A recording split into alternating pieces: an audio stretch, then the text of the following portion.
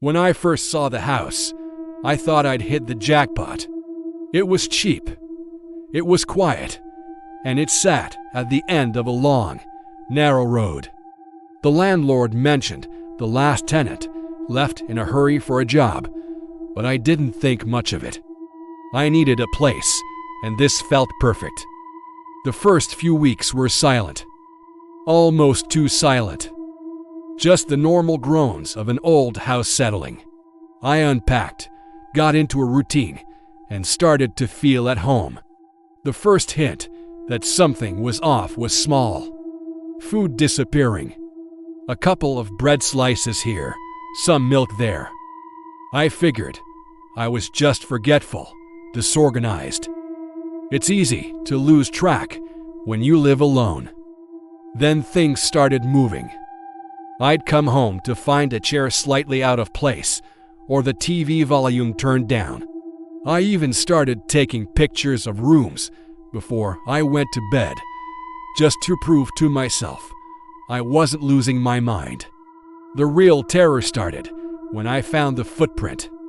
It was behind the washing machine, in a layer of dust I'd never bothered to clean. It was a bare foot, smaller than mine, and it looked fresh. My heart pounded, but I tried to be logical. Maybe it was old, from before I moved in.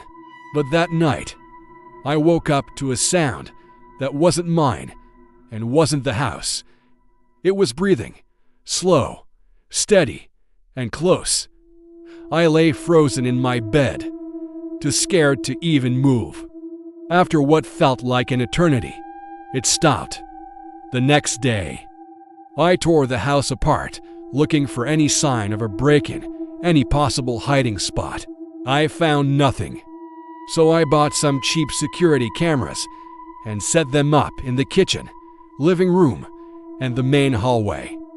I told myself it was for peace of mind. What I saw on the footage the next morning destroyed any peace I had left. The recording showed me going to bed. Then, at 2:12 a.m., the hallway camera picked up movement. A small door I'd never noticed before. The entrance to a crawl space slowly opened.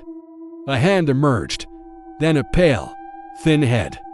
Someone crawled out, silent as a ghost.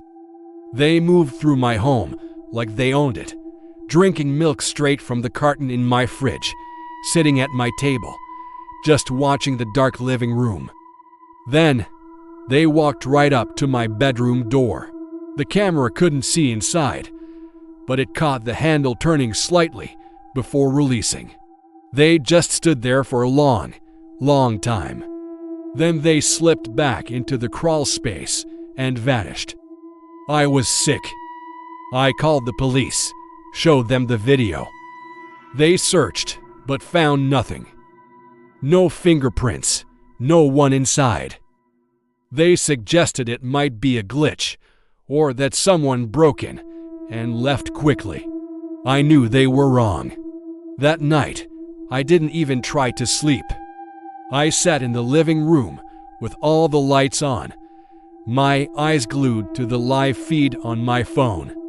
At 2:11 a.m., it happened again. The crawl space door opened. But this time, they didn't come out. Instead, a soft, calm voice whispered from the darkness, a voice that carried through the camera's tiny speaker. "You're not supposed to be awake." The camera angle shifted, and all I could see was a single, wide eye staring out from the pitch-black opening. I ran. I didn't even grab shoes. I just ran out of that house and didn't stop until I reached a gas station miles away. I live in a tiny apartment now, top floor. No attics, no basements, no crawl spaces. But sometimes, when the building is quiet, I hear it, that slow, steady breathing, just on the other side of the wall. Thanks for listening. If you have a story like this, share it in the comments below, and don't forget to follow for more.